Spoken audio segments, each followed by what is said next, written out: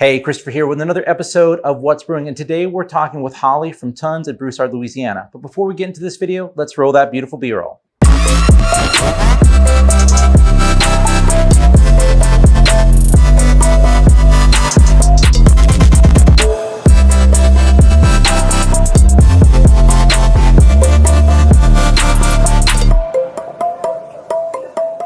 Well, Hollie, thanks for taking the time to sit down. Thanks for coming over. We love Tons. Thank you. Yep. So speaking of Tons, where does the name come from? Because we'll assume that folks who are watching this may not necessarily know. I have plenty of friends that have driven by here and I guess not noticed the big sign. Yeah. Surprising, but it's true. It's an unassuming building. Yeah, you know, and it's blended into the background of the cityscape of Broussard. Mm-hmm. Where does the name come from? Alton was my grandfather. He had a twin brother named Tim. Okay. So everyone in town called him Tim and Ton. All right. So it's just my grandfather's nickname.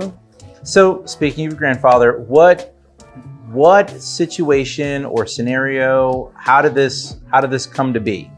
My grandmother really liked feeding people. She liked cooking, and they actually both worked downtown in the early 60s. My grandfather worked at the hardware store that was just acquired by the Acadia Center of the Arts, that old hardware store. And then she worked right down the street at a dress shop.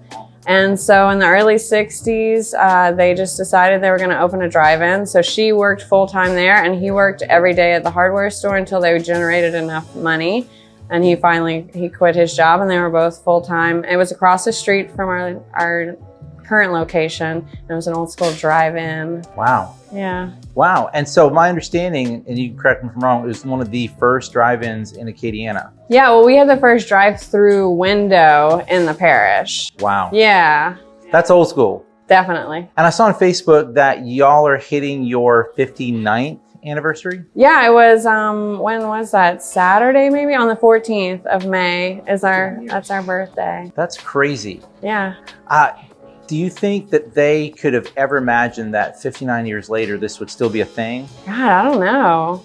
It's wild, because I don't know that anyone who starts any business would think this is going to keep going for half a century. Yeah. You know? Good question. But it's crazy, right? Like that's one of the things where I look at the build out. How much has this building changed over the years, or has it been fairly similar to when it originally Well, as you can built? tell, not much has changed. Well, we aren't sitting at one of the old booths, but the other dining area has all of our old booths that are definitely older than me. They opened this location across the street in 1975. Wow. And this part that we're sitting in was outdoor dining. So it was just a bunch of big cement tables with cement benches. Wow. So this was all outdoor. And then as the town grew, we had to expand to accommodate. This was the caution light of town. This was the one traffic light. This was downtown Broussard. So we just needed more space to feed people. There weren't nearly the same amount of restaurants as there are now. I believe it. And when I look at it, I'm familiar with this era of chairs and style. So like when I see it, I don't want to say I think of the Brady Bunch, but that it evokes those kind of the orange and the yellow, that vibe. Not actually a bad thing. I think it's what is endearing, actually. When you go to so many places, I've traveled for the last 6 or 7 years, normally 4 to 5 weeks a year. And I normally end up trying to stay at the safe places. I'll go to these big box, franchise restaurants because it's consistent. Man, it'd be great, but it's what it is consistently. And every now and then I'll look for something, I don't want to say hole in the wall, but I have actually gone to a place that was literally someone took a jackhammer to make a doorway and you went into this place, and I felt super sketch, by the way. I did not feel comfortable, but ended up being amazing food. Around 2020, when I stopped traveling, I started to venture into town. I actually did the 5 best burgers in Broussard. Yeah, thank you. And this is one of the best burgers. And I quickly discovered, #discovered Broussard, not sponsored, but we love that Facebook page, that there are amazing places to eat. And as I began to pay more attention to the aesthetic and what you guys do, fell more and more in love with it. To me, this is one of my big questions: how much of the original, just the material that you use to serve the dishware, right? The bags, the way you curl that's a thing. Can you tell me about the curling? Oh, the burger bags? Yeah. So first of all, I am not offended by greasy spoon, hole in the wall, because we also are accompanied by institution, third generation, so homemade. So those terms are endearing to me and not offensive. But yeah, we do a lot of the things exactly how my grandmother would have done them. I mean, we still have an old punch clock. Wow. And I do time cards every week. Wow. BJ's has one as well, but theirs is not functional, I don't think. Yeah. So we did try to, we try to bring some things into this century.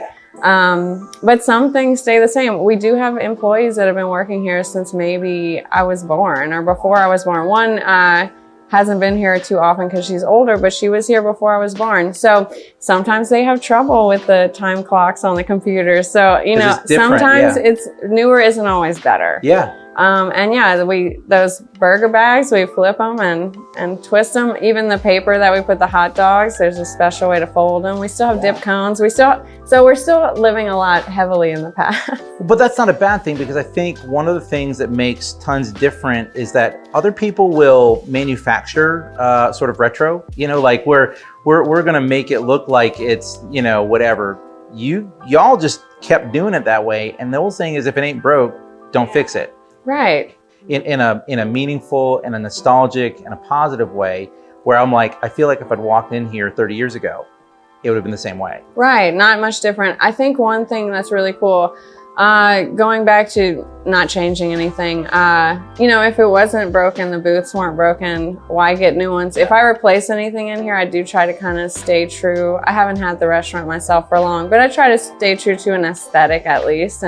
Or I'll go estate sale shopping and I'll find old things that match. Yeah. Our shake machine, we had one, again, that was older than me, recently broke, but I found one on eBay that was also vintage. So I'm trying to also keep that. But besides the aesthetic, what's really cool is that you can leave town for 40 years and we haven't changed the burger recipe at all. So we make our own breadcrumbs, we make our own seasoning blend, we make all these burgers from scratch every day. So you can grow up here as a child and eat that burger, then come back with your kids or your grandkids 40 years later, take a bite of that burger and nostalgically be sent back to like the best time of your life. And you get to share in that moment with your kids or your loved ones or, your new spouse or whatever. Yeah. And I think that's a really cool thing that we get to be a part of for people. I agree.